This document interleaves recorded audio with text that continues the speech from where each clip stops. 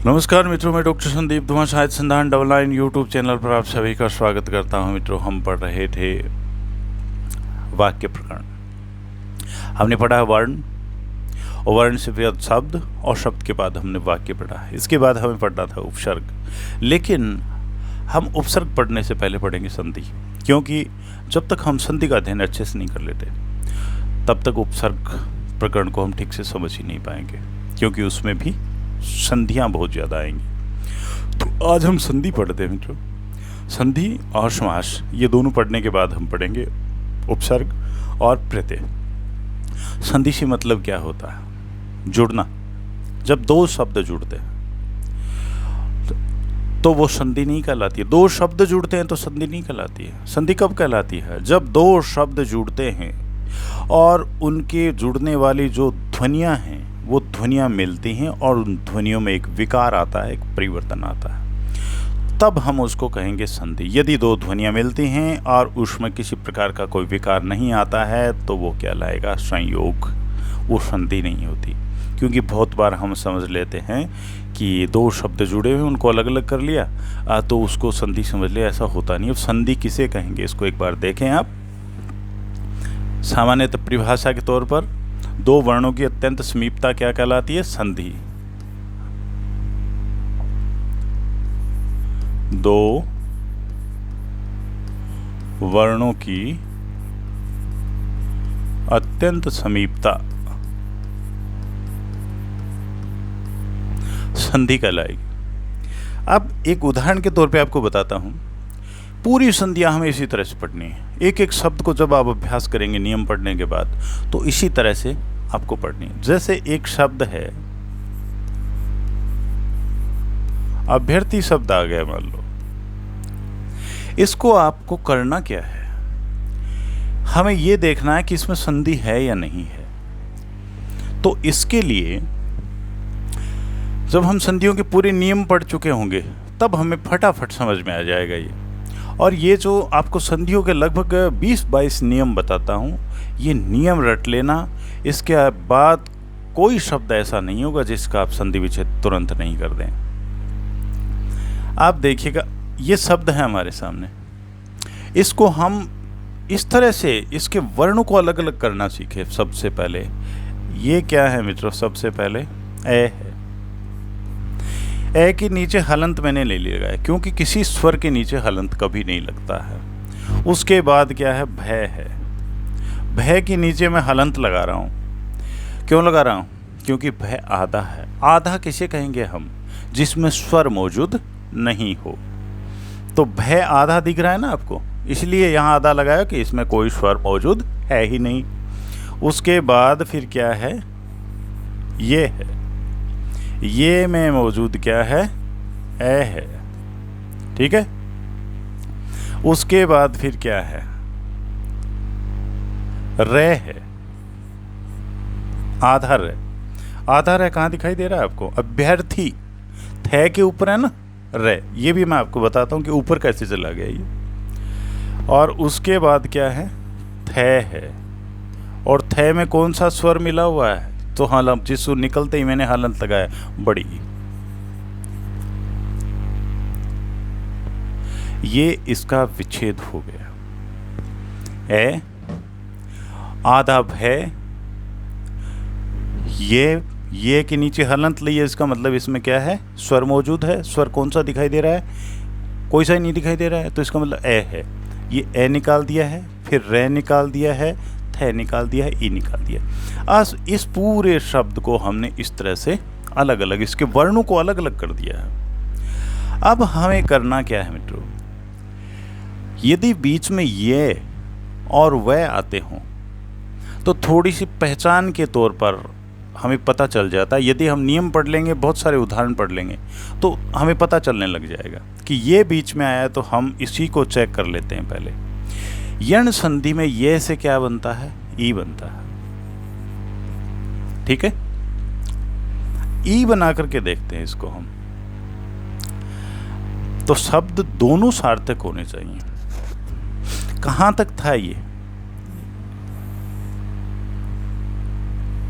यहां तक था।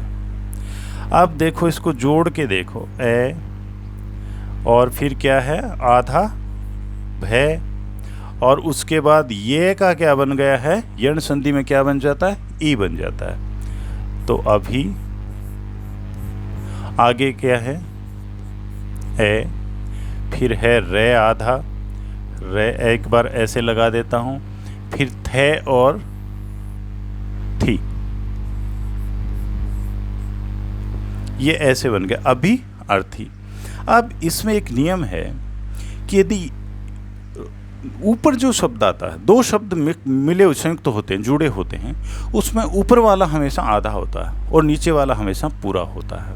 जैसे कर्म शब्द लिखते हैं, इस रे का मसला समझ लें आप, ऐसे है ये, यदि रे आधा हो और उसके बाद व्यंजन हो पूर्ण, तो रे कहाँ चला जाएगा, ऊपर चला जाएगा, ठीक है।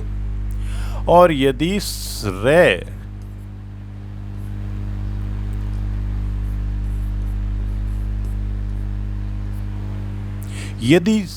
रे पूरा हो और उसके पहले आधा व्यंजन हो, तो रे कहाँ आ जाएगा, नीचे आ जाएगा। अब इसमें नियम याद रख लेना, कोई सा भी शब्द हो, चाहे रे हो चाहे कोई सा भी हो, यदि किसी दो वर्ण हो उसमें ऊपर चला जाता है तो वो तो आधा होता है और नीचे वाला हमेशा पूरा होता है। जैसे द्वार शब्द लिख दिया मित्रों मैंने, द्वार। अब पूछता हूं आपसे कि इसमें द और व दो हैं, इसमें द बड़ा है कि वह बड़ा है, तो सीधा सा उत्तर होगा द बड़ा, वो ये वह बड़ा है, वह नीचे है और द ऊपर है, तो द आधा है वह बड़ा है। उद्धार शब्द लिख दिया, उद्धार, द बड़ा है कि ध बड़ा है, नीचे कौन सा है वो बड़ा है, ऊपर कौन सा है वो छोटा है। इसमें नीचे मैं है, ऊपर क्या है, रे है, तो रे छोटा है। अब इसमें देखिए रे छोटा है तो वो ऊपर जाएगा, तो इसको हम लिख देंगे अर्थी, ठीक है। तो इसका विच्छेद हमने किया है तो क्या बना है, अभी प्लस अर्थी, ठीक। अब देखना ये है, मैंने आपको जो बताया था उसी का ही उदाहरण है कि ये संधि है कि नहीं इसमें। तो हम क्या करेंगे, प्रथम वर्ण, प्रथम शब्द जो है उसकी अंतिम ध्वनि इसमें क्या है, ई है, ठीक है। और दूसरे शब्द की प्रारंभ ध्वनि क्या है, ए है। हमेशा ये दो ध्वनियां मिलेंगी, यानी प्रथम शब्द की अंतिम ध्वनि ई और दूसरे शब्द की प्रथम ध्वनि क्या है, ए। इन दो के मिलने से यदि कोई परिवर्तन आता है तो वो संधि होगी, यदि कोई परिवर्तन नहीं आता है तो संधि नहीं होगी। अब इसमें देखिएगा ये दो इस तरह से विच्छेद करके प्रथम शब्द की अंतिम ध्वनि, अरे क्या है भाई, प्रथम शब्द की अंतिम ध्वनि और दूसरे शब्द की प्रारंभ ध्वनि को मिलने के बाद यदि परिवर्तन आता है तो संधि है, क्योंकि इसमें परिवर्तन क्या आ रहा है, इसमें ई का क्या बना है, ये बना मित्रों, ई ये हमने निकाली, इसका क्या बन जाता है, यण संधि में ये बन जाता है।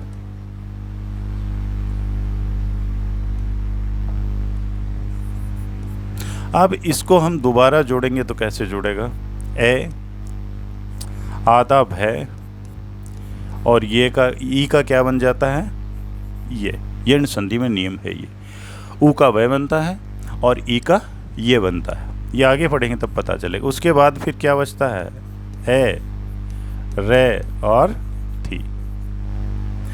अब इस ये जो है ये परिवर्तन आ गया इसमें। अब इसमें जोड़ते हैं तो क्या बन जा, आधा भय और ये पूरा हलंत है, ये वाला ए मिलके क्या बन जाता है, पूरा ए, और फिर आगे वाला है और रे, ये अभ्यर्थी बन गया। अब ये मैंने आपको ये बताने की बात प्रयास किया है कि संधि किसे कहते हैं। दो शब्द मिलेंगे, अभी अर्थी दो शब्द मिले और दोनों की प्रथम और अंतिम और प्रथम ध्वनियाँ मिली और उसके बाद परिवर्तन आया तो मतलब संधि है। यदि परिवर्तन नहीं आया तो फिर संधि नहीं है, क्योंकि जैसे दीनानाथ, इसको जोड़ते हैं तो भी क्या बन जाता है? दीना नाथ। अब दीनानाथ शब्द दे के ये कहते हैं इसका संधि विच्छेद करो, तो आपने संधि विच्छेद क्या कर दिया? दीना नाथ। लेकिन इसका कोई अर्थ ही नहीं होता, सार्थक होने चाहिए। अब ऐसे शब्द में विकल्प जो होते हैं उसमें दे दिए जाते हैं ये कि इसमें कौन से शब्द में संधि है, तो ऐसा शब्द दे दिया और आप तो फटाफट कर देंगे दीनानाथ में संधि है। हुई कहाँ? शब्द का अर्थ क्या है? दीन। यदि इसमें दीन, दीना और नाथ ये हटा दिया बीच वाला और ये सब जुड़ गए दोनों वैसे के वैसे, परिवर्तन कहाँ आया है? यहाँ कोई ध्वनि परिवर्तन आ रहा है क्या? कोई परिवर्तन नहीं आ रहा। इसका मतलब ये क्या हुआ? ये संधि है ही नहीं है। और इसका असल में यदि ज़बरदस्ती हम इसमें संधि उत्पन्न करेंगे तो दीन दोनों शब्दों का अर्थ होना चाहिए, तो दीना की बजाय दीन इसका अर्थ निकलता है। दीन का मतलब गरीब और अनाथ है। जबरदस्ती संधि हम करें तो यहाँ से क्या करेंगे? दीन और अनाथ, दीनानाथ का ऐसे कर देंगे दीना। दीर्घ स्वर संधि हम करने का प्रयास करें तो यहाँ से दीन और अनाथ। तो दीनों का नाथ स्वामी तो होता है, दीनों का अनाथ क्या होता है? कोई अर्थ ही नहीं निकलता। यदि हम इस तरह से जबरदस्ती संधि करने का प्रयास करेंगे तो फिर ये भी मिला लेना कि इन दोनों को मिलाने के बाद जो शब्द बनता है उसका अर्थ क्या है? कुछ भी नहीं है। इस शब्द से ये दो अलग अलग किए तो इसमें से कोई सार्थक शब्द निकला है क्या? अनाथ शब्द सार्थक है और दीन शब्द भी सार्थक है, लेकिन दोनों को जब मिलाते हैं, मिलाकर के अर्थ देखते हैं तो दीनों का नाथ तो हो सकता है, अनाथ कभी नहीं हो सकता। तो इस शब्द में क्या है? संयोग है मित्रों। तो इसे कहेंगे हम संयोग। संधि किसे कहेंगे? दो शब्द मिलते हों, प्रथम शब्द की अंतिम ध्वनि और दूसरे शब्द की प्रथम ध्वनि दोनों मिलती हैं तो उसमें एक परिवर्तन आना चाहिए। यदि परिवर्तन नहीं आ रहा है तो वो संधि है ही नहीं, वो एकमात्र संयोग है। अब इसको थोड़ा सा विस्तार से देखते हैं कि ये संधि जो है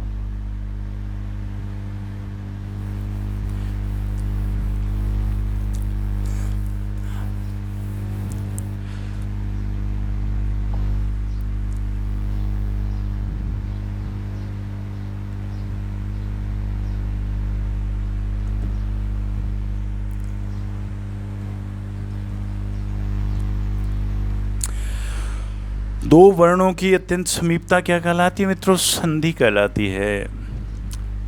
दो वर्णों के परस्पर सार्थक मेल को, दीनानाथ में मेल सार्थक नहीं था, सार्थक होना चाहिए, तो सार्थक मेल को हम क्या कहेंगे? संधि कहेंगे।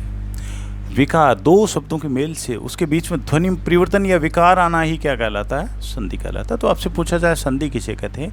दो शब्दों के मेल होना चाहिए और उसमें दो ध्वनियों के मिलने से यदि परिवर्तन आता है तो वो संधि कहेंगे उसको हम। दो ध्वनियों के मिलने से उसमें जो विकार उत्पन्न होता है उसको हम क्या कहते हैं? संधि कहते हैं। ये इसकी डेफिनेशन हुई।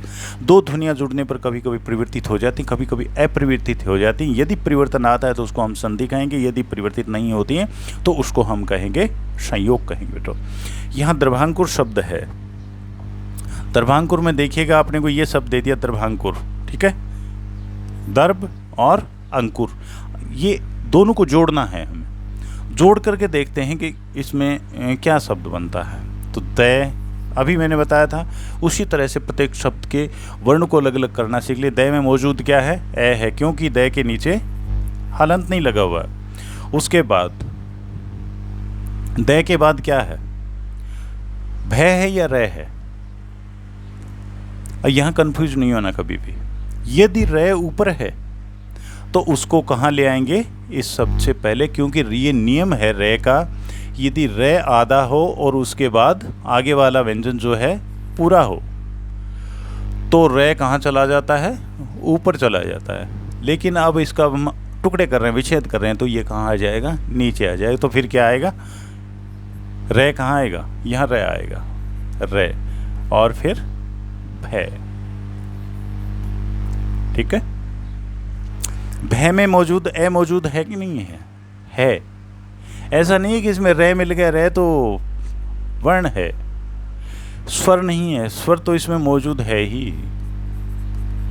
ये दर्भ शब्द जो है, इसका इस तरह से इतने वर्णों से मिलके क्या बना है, दर्भ शब्द बना है। और ये वर्ण अलग अलग कर लेना ये सबसे ज़रूरी, यदि ये नहीं सीख पाए तो संधि कभी नहीं कर पाओगे। उसके बाद क्या है, अंकुर। अंकुर में क्या है मित्रों, ए, और फिर कै में कौन सा स्वर मौजूद है, ऊ है, ऊ निकाल के हमने आगे रख दिया। फिर उसके बाद क्या है, रे है, और रे में कौन सा मौजूद है, ए। ये अंकुर में इतने सारे वर्ण हैं, ये निकालना आप सीख ले।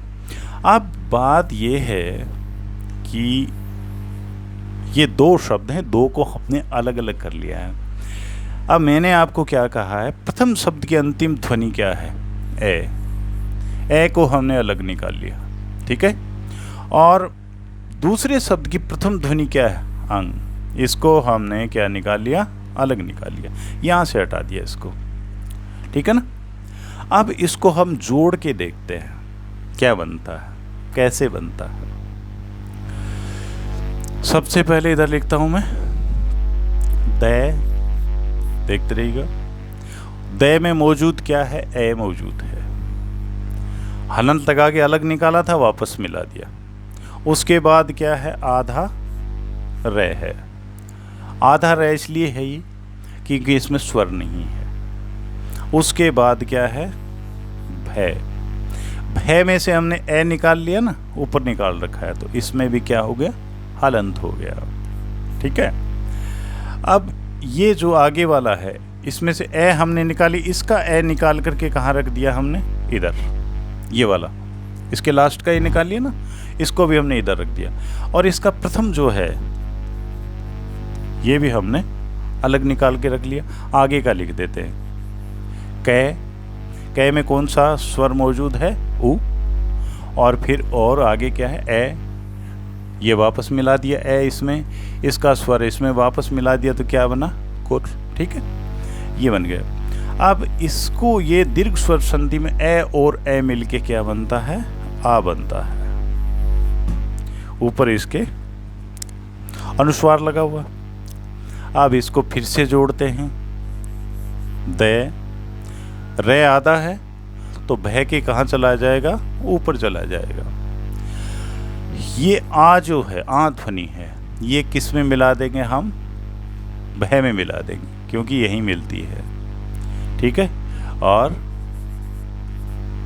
द्रभांकुर, तो हमने देखा क्या है इसमें, दर्भ शब्द की अंतिम ध्वनि और अंकुर शब्द की प्रथम ध्वनि, दोनों को हमने जब मिलाया तो कौन क्या परिवर्तन आया है, इसका अंतिम ए और इसका प्रथम ए मिल करके क्या बन गया, आ बन गया। ए और ए मिल के क्या बन गया, आ बन गया। इसका मतलब इसमें संधि है और शब्द क्या बना, दर्भांकुर शब्द बना।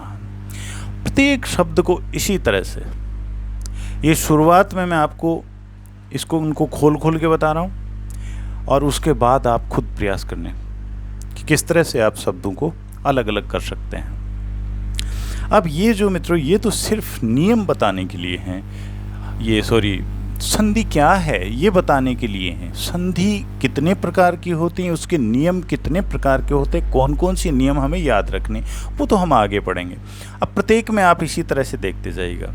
स्वस्ति शब्द है, स्वस्ति, स्वस्ति में आपको अंतिम क्या लग रहा है, ई। अभी ये देख लिया हमने, ई है, और लास्ट वाला क्या है, जैसे ई, स्वस्ति में ई है अंत में, और उसके आगे वाला क्या है, प्रथम दूसरे शब्द का प्रथम क्या है, ए है। तो ई इसमें यण संधि है, ये यण संधि के अंतर्गत पढ़ेंगे, तो ई का क्या बन जाता है, ये बन जाता है। तो यहाँ इस ई का ये बना दो और ए इसमें मिल जाएगा, यहाँ ई का क्या बन जाएगा, ये, और यहाँ पूरा ये बन गया, और इसमें मिल गया। ये शब्द आगे आएंगे नियम अनुसार, तब देखेंगे। शु अस्ति ये शब्द है। अब आप ये बहुत बार मैंने आपको क्यों पढ़ाया पहले, अब देखिएगा स्वस्ति शब्द है, बहुत बार पूछा गया। इसमें कौन सा उपसर्ग है कि नहीं है, ये भी पूछ लिया जाता है। कौन से शब्द में उपसर्ग है, एक दो उपसर्ग वाला कौन सा है, दो प्रत्यय वाला कौन सा है, एक से अधिक प्रत्यय उपसर्ग किस में है, बहुत सारे इस तरह के प्रश्न पूछे जाते हैं। तो स्वस्ति शब्द लिख दिया, तो इसमें पूछा जाएगा कि इसमें उपसर्ग है कि नहीं है।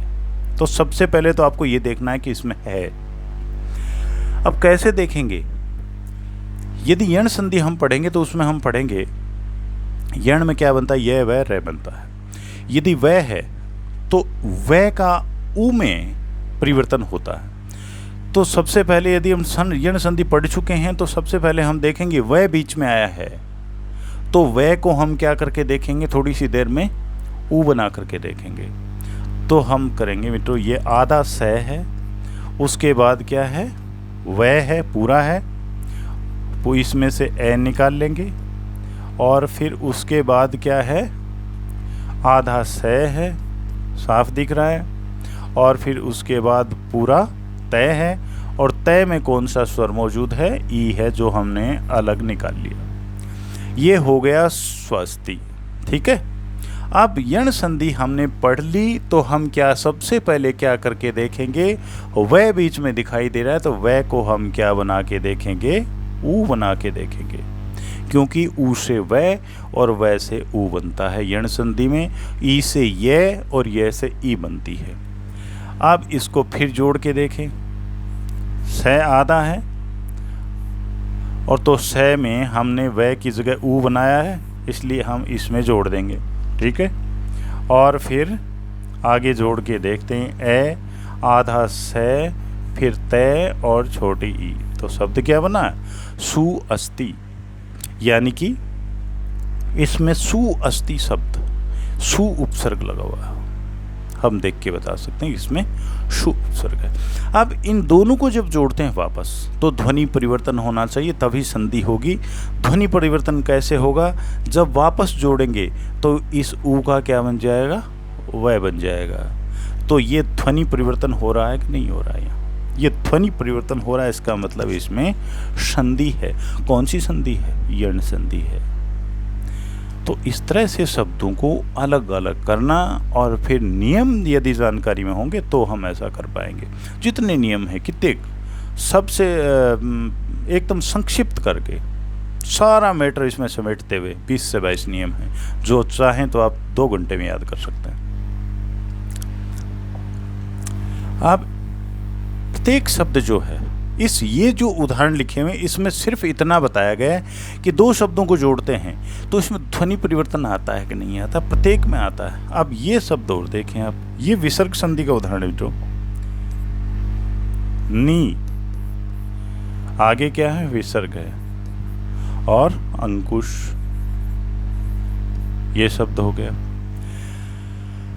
इसे परिवर्तन कैसे आया है, यदि विसर्ग से पहले ई और ऊ हो, उसके बाद स्वर हो, तो विसर्ग को क्या हो जाता है, रे हो जाता है। ये विसर्ग संधि में आएगा। तो विसर्ग को क्या कर दिया है, इसमें रे बना दिया है नियम के अनुसार। अंकुर, अंकुश, सॉरी अंकुश, जब जोड़ते हैं तो क्या बन जाता है, नी रे, रे आता है ना, इसलिए ये जो ध्वनि परिवर्तन कैसे होगा, ये दोनों मिलकर के होता है। तो रे में मौजूद क्या हो जाएगा, ए हो जाएगा। विसर्ग से रे बना, ध्वनि परिवर्तन हुआ, आधा रे है, इसलिए ए इसमें हो जाएगा निरंकुश। ये विसर्ग संधि है। निगुण, निर्गुण, विसर्ग वो का सेम स्थिति आप देखेंगे, पहले ई है और उसके बाद ऊ है, दूसरे के प्रारंभ में ऊ हो और विसर्ग से पहले क्या है, ई है। ऐसी स्थिति हो तो विसर्ग को क्या हो जाएगा, रे हो जाएगा। इसमें भी रे हुआ है, ठीक ऐसे ही हुआ है जैसा ही आपको उदाहरण बताया है। अब दोनों, अब देखना क्या है, वर्ण परिवर्तन, इसमें आपको सीधा सा बता देता हूं, ज्यादा वक्त खराब करने की जरूरत नहीं है। दोनों स्वरों में परिवर्तन, यानी कि प्रथम शब्द का अंतिम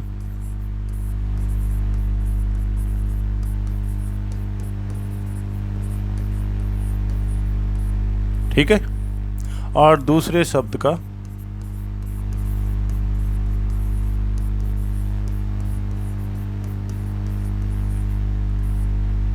प्रारंभ। यही तो बताता रहा हूं, दो शब्दों को हम जोड़ते हैं। तो इधर देखिएगा, ये जैसे उ है, इसका अंतिम क्या है ये वाला, और इसका दूसरे का प्रारंभ क्या है, ए है। तो यहां क्या कहता है, दोनों स्वरों में परिवर्तन। या तो इसमें पहले में अंतर आएगा, एक चेंज होगा, ठीक है, इसमें परिवर्तन आ जाएगा, या फिर इसमें परिवर्तन आ जाएगा, या फिर दोनों में परिवर्तन आ जाएगा। इतना सा है, इसमें से कोई प्रश्न विशेष तरह से इस तरह का नहीं, प्रथम स्वर में परिवर्तन, दूसरे में परिवर्तन, दोनों में परिवर्तन कोई विशेष नहीं है। तो इसके बाद हम सीधे चलते हैं संधियों पर। अभी तो इतना बताने का उद्देश्य मेरा यह था कि संधि है क्या, किस तरह से हमें पढ़नी है। बाकी अब हम पढ़ेंगे सीधा संधि, और याद कैसे करनी है वो भी मैं आपको बता देता हूं। पीछे जो हमने पढ़ा है उसमें स्टूडेंट को प्रॉब्लम क्या रही है कि समझ में तो आता है लेकिन भूल जाते हैं कहाँ क्या पढ़ रहे हैं। समझ में पढ़ते हुए आता है, इसकी सबसे बड़ा एक कारण होता है, उसको मैं एक वीडियो के माध्यम से आपको 1-2 दिन में बताता हूँ कि आप कैसे याद करें। याद करने का भी एक ट्रिक्स होता है, तरीका होता है, यूं याद नहीं रहता है।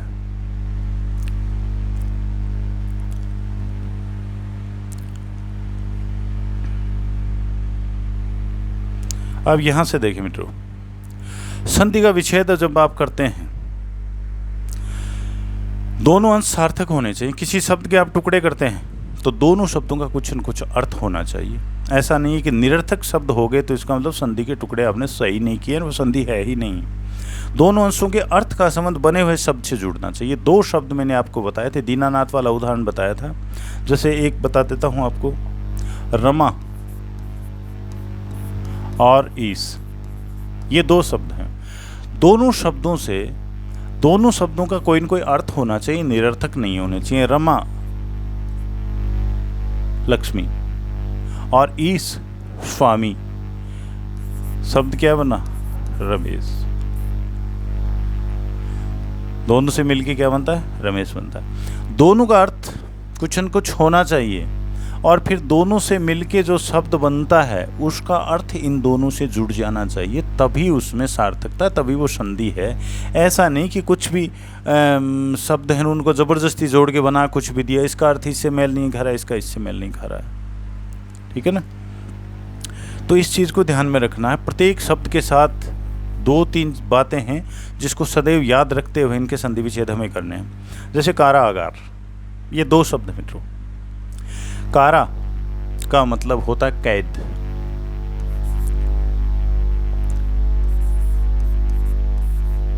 सार्थक शब्द है बंदी रखना। और फिर दूसरा है आगार। आगार का मतलब होता है केंद्र, स्थान।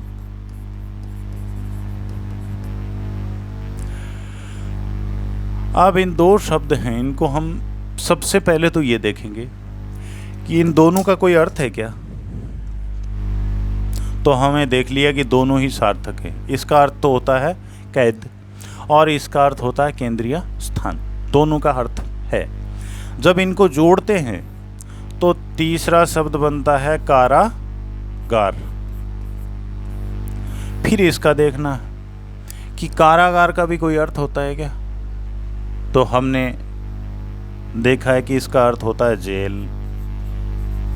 जेल या फिर बंदी गृह। बंदी गृह का अर्थ क्या हुआ, जहां बंदियों को कैद रखा जाता है, वो स्थान।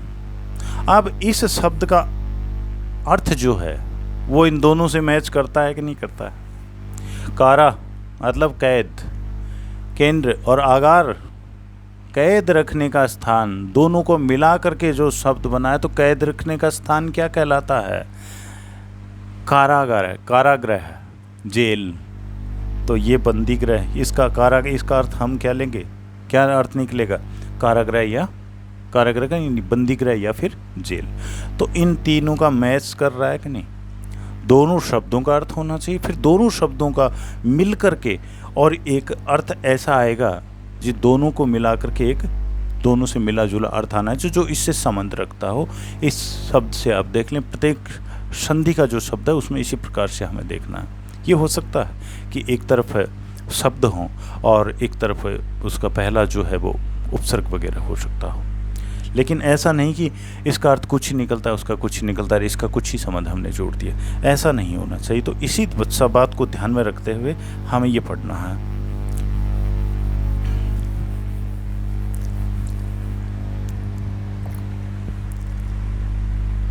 अभी तो आज हम पढ़ते हैं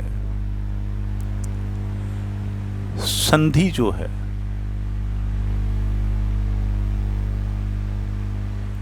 संधि कितनी होती हैं? स्वर संधि, व्यंजन संधि और विसर्ग संधि। क्योंकि यही तीन जुड़ते हैं तो संधियां तीन ही होंगी, चौथी होगी कहाँ से? या तो स्वर मिलते हैं, मिलाते हैं तो फिर स्वर मिलते हैं तो स्वर संधि हो सकती है, या फिर व्यंजन मिलते हैं तो व्यंजन संधि हो सकती है, या फिर विसर्ग मिलता है तो विसर्ग हो सकती है। तो इसके अतिरिक्त तो कुछ मिलता ही नहीं है तो फिर संधि कहाँ से होगी? तो संधियों को याद रखने के लिए बस तीन ही तो होता है, स्वर, व्यंजन और विसर्ग। अब स्वर संधि जो है, स्वर तो कई प्रकार के होते हैं ना, 11 प्रकार के होते हैं, 11 स्वर होते हैं। तो कौन सा स्वर किससे मिलता है तो क्या बनता है, इस आधार पर इसका भेद कितना कर दिया है हमने, 5 भेद। सबसे पहले अब वही बात मैं आपको बता रहा हूं कि आपको याद कैसे रखना है। आगे वाला तो हम पढ़ते जाएंगे, सिंपल सा है। सबसे पहले आप इन 5 को याद रखेंगे। ये जो अलग अलग मैंने इसीलिए लिखे हैं यहाँ कि स्वर संधि क्या होती है ये तो हम आगे पढ़ेंगे, लेकिन स्वर संधि के भेद आप याद रखेंगे। दीर्घ, गुण, वृद्धि, यण और अयादि, 5 भेद है। इनको इतना याद करना, ये वाला जो चैप्टर है ना, इतना इसको कंठस्थ कर लेना है, यानी कि स्वर संधि आपकी बड़ी आसान हो जाएगी पढ़ने में। दीर्घ संधि, गुण स्वर, ये ऐसे रट सकते। दीर्घ गुण, गुण में क्या बनता है? ए और बनता है। वृद्धि में क्या बनता है? ऐ ओ बनता है। और यण में क्या बनता है? यरव बनता है। और अयादि में क्या बनता है? ऐ आय आओ आओ बनता है। इनको रट लें आप, सीधा सा आपको ये आना चाहिए। अयादि नाम आते ही आपको पता आना चाहिए, अयादि ऐ आय आओ आओ बनते अयादि से। दीर्घ में क्या बनते? आ ई उ री बनते हैं बड़े। गुण में क्या बनता है? जैसे मैंने रट रखे हैं, दीर्घ गुण ए ओ अर, गुण नाम आते गुण ए ओ अर बनते हैं। वृद्धि ऐ ओ बनते, बड़ा सिंपल। तो इनको रट लें आप अच्छे से, और ये जो यदि आपने रट लिया तो आपके लिए बड़ा आसान हो जाएगा। आप देखिएगा, सबसे पहले स्वर संधि, यानी कि 2 शब्द मिलते हैं और उसकी प्रथम शब्द की अंतिम ध्वनि और दूसरे की प्रथम ध्वनि मिल करके और एक नया एक परिवर्तन आता है, एक विकार आता है। किसमें? यानी कि निश्चित रूप से स्वर संधि है तो इसमें प्रथम शब्द का अंतिम जो वर्ण होगा वो क्या होगा? स्वर होगा, और दूसरे शब्द का प्रथम वर्ण होगा वो भी क्या होगा? स्वर होगा।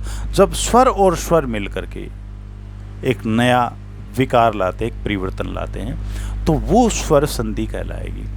अब इसमें उदाहरण से देखिएगा आगे कि स्वर संधि, ये स्वर संधि के क्यों कहते हैं इसको देखें, फिर एक एक चीज को हम देखते हैं। स्वर संधि कहने का औचित्य क्या है? अब ये शशांक शब्द है, इसको देखें आप।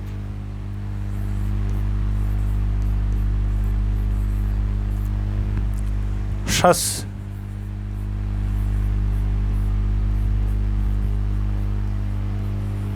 अंक। शशांक किसको कहते हैं? चंद्रमा को कहते हैं। अब इसमें देखिएगा, सस किसको कहते हैं? खरगोश को कहते हैं। अंक का मतलब क्या होता है? गोद।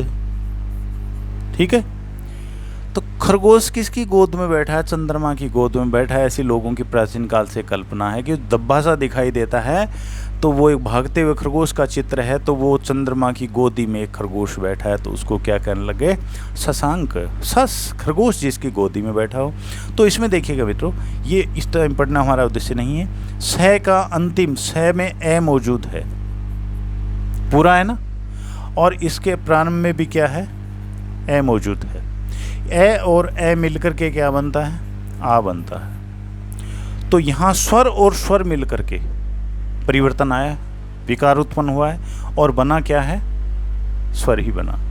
तो इसको कहेंगे हम स्वर संधि।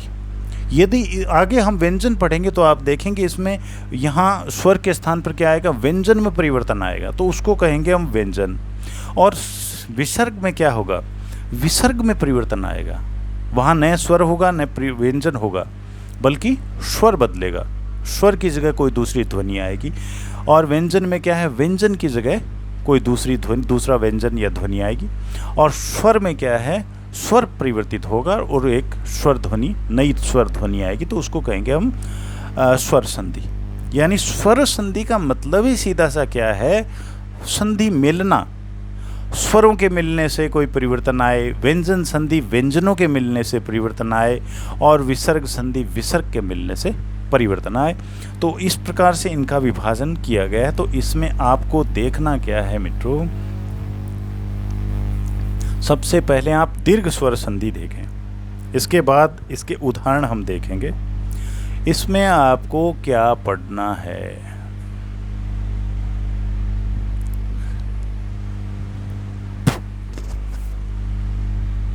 दीर्घ स्वर संधि।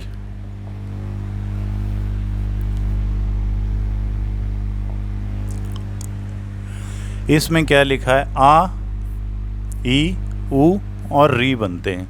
कैसे बनते हैं, आ कैसे बनेगा, यदि प्रथम शब्द के अंत में ए मौजूद हो, ठीक है, या फिर आ भी हो सकता है, और दूसरे शब्द के आरंभ में भी ए मौजूद हो, और आ भी हो सकता है, क्योंकि ए भी स्वर है और आ भी स्वर है। दीर्घ स्वर संधि हम किसे कहेंगे, मिलाते समय, तोड़ते समय शब्द को देखेंगे कि प्रथम शब्द के अंत में ए हो और दूसरे शब्द के आरंभ में आ हो, ए हो, आ हो, दोनों से मिलके क्या बनेगा, आ ही बनेगा। यदि प्रथम शब्द के अंत में आ हो और दूसरे के प्रारंभ में ए हो, आ और ए को मिलने से ही क्या बनेगा, आ ही बनेगा। ए और ए मिलने से भी क्या बनेगा, आ बनेगा। आ और आ मिलने से भी क्या बनेगा, आ ही बनेगा।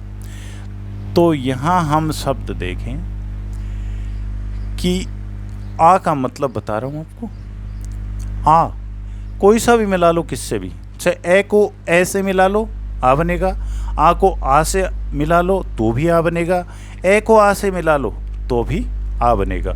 यानी इसमें से किसको किसी से भी मिला लो, बनना क्या है, आ बनना है। ठीक उसी प्रकार ई,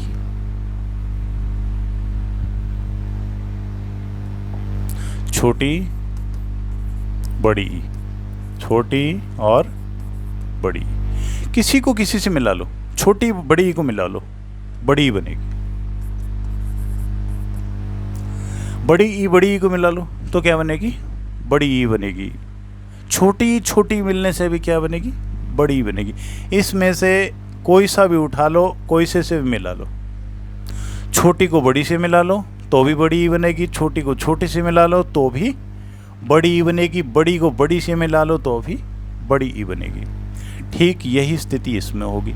यहाँ छोटा ऊ और बड़ा ऊ कर दो, छोटा ऊ और बड़ा ऊ कर दो, बनेगा बड़ा ऊ ही।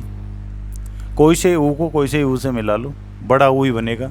अब री वाला मैटर क्या है, इसमें ये गलत लिखा हुआ है, छोटी सी त्रुटि है इसमें, ये देख लें, मैं बता देता हूँ आपको क्या है। री के नीचे एक और आती है जो यहाँ लगा नहीं रखी है, ऐसे होती है, ठीक है। अब मित्रों यहाँ ध्यान देना, ये में भी कुछ बच्चों को ध्यान में नहीं हो, ये तो मैंने लिखी है छोटी री, ठीक है। और ये लिखी है बड़ी री प्लस छोटी री और बड़ी री। बननी क्या है इन दोनों को मिलाने से? बड़ी री। देख रहे हैं ना आप? जैसे कृपा शब्द लिखते हैं ना, कृपा, पै के नीचे क्या लगाया है? री लगाई ना। तो इस ऋषि वाली री के नीचे एक ऐसी री लगा दो, दो हो गई, बड़ी हो गई। छोटी री मिलने से भी क्या बनेगी? बड़ी री। बड़ी री और बड़ी री मिलाने से भी क्या मिलेगी? बड़ी। छोटी और बड़ी को मिलाने से भी क्या बनेगी? बड़ी री बनेगी।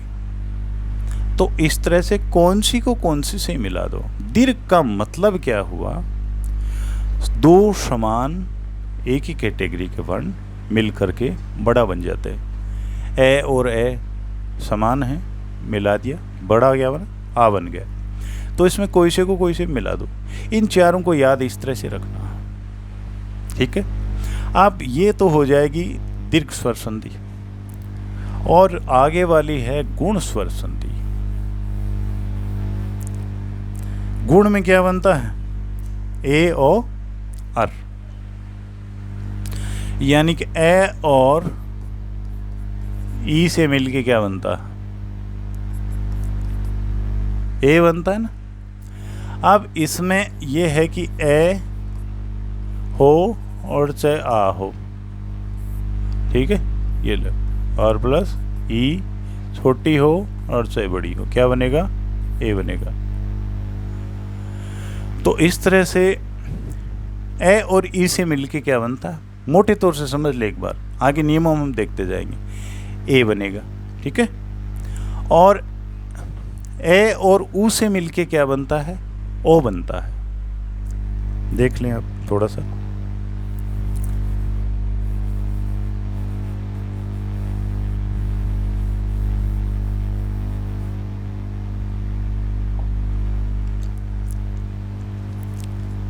ए आ, ठीक है।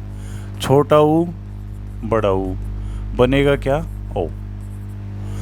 कोई से को कोई से मिला दो से। तो आपको याद रखने के लिए क्या करना है? सिर्फ इतना से याद रखना। ए ई से क्या बनता है? ए बनता है। ए ऊ से क्या बनता है? ओ बनता है। ओ बनता है वो चाहे छोटे ऊ और ए से मिल के बना हो, चाहे आ और छोटे ऊ बड़े ऊ, कोई से को कोई से मिला दो। इसमें कोई से को किसी से मिला दो, इधर वालों को इधर से, बनेगा क्या? ओ बनेगा। और ए और री, इसमें आ और री को मिला दो तो भी बड़ी री बनेगी, ये अर बनेगा। ए और री मिलने से क्या बनता है? ये बनेगा अर। ये चाहे किसको किसी से मिला दो, छोटी री हो, बड़ी री हो, ए हो, आ हो, किसी को किसी से मिला दो, क्या बन जाएगा? अर बन जाएगा। तो गुण में क्या बनेगा? अर बनेगा। ए ओ, ए और ए मिलाने से क्या बन जाता है? ए। इसको ऐसे ही पढ़ के देखें ना आप, ए और ए को एक साथ पढ़ें, ए, यही तो ध्वनि आ रही है। और ए और ओ को एक साथ पढ़ें, आओ, यही तो ध्वनि आ रही है। इससे मिलके क्या बना है? औ बना है। ये ई से क्या बनता है? ये। और री से क्या बनता है? रे। और ऊ से क्या बनता है? वह। सिंपल। ये हम आगे पढ़ते हैं। सिर्फ सरसरी तौर से एक बार इसको रट लें, थोड़ा सा देख लें ताकि आगे समझ में आ जाए कि अचानक, नहीं तो अचानक कहाँ से आ गया ये सब। तो इसको थोड़ा सा देखते जाएं।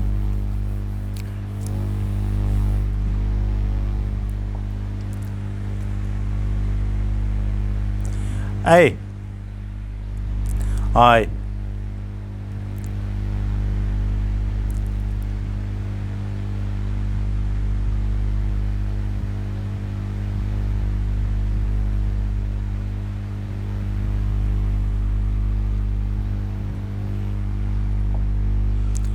ये कहीं भी आ जाए ध्वनि बीच में, उसका क्या बनता है? नयन। ऐ की ध्वनि आ रही है ना, नयन।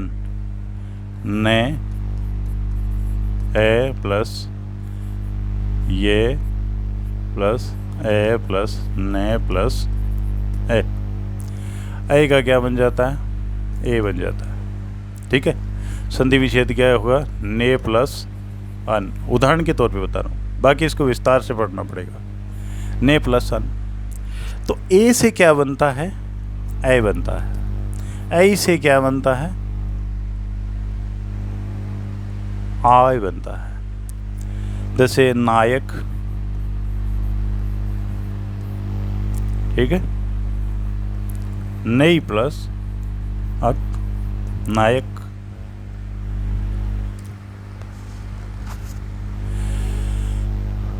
आओ और आओ,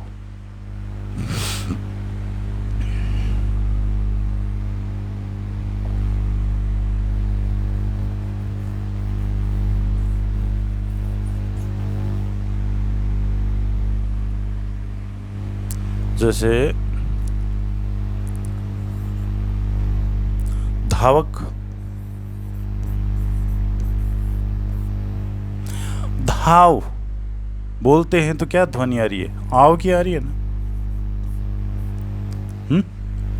तो आओ की जगह हम क्या कर देते हैं इसमें, औ, और आओ की जगह क्या हो जाता है, ओ।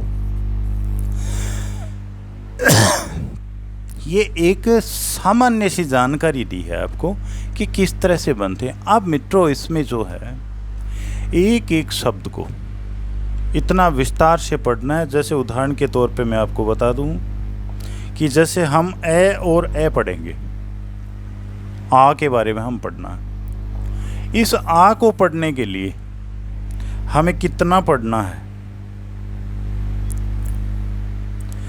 ए और इससे मिलके आ बनता है, तो इसके लगभग इतने उदाहरण हैं, एक के आगे वाले पृष्ठ में और मिल जाएंगे।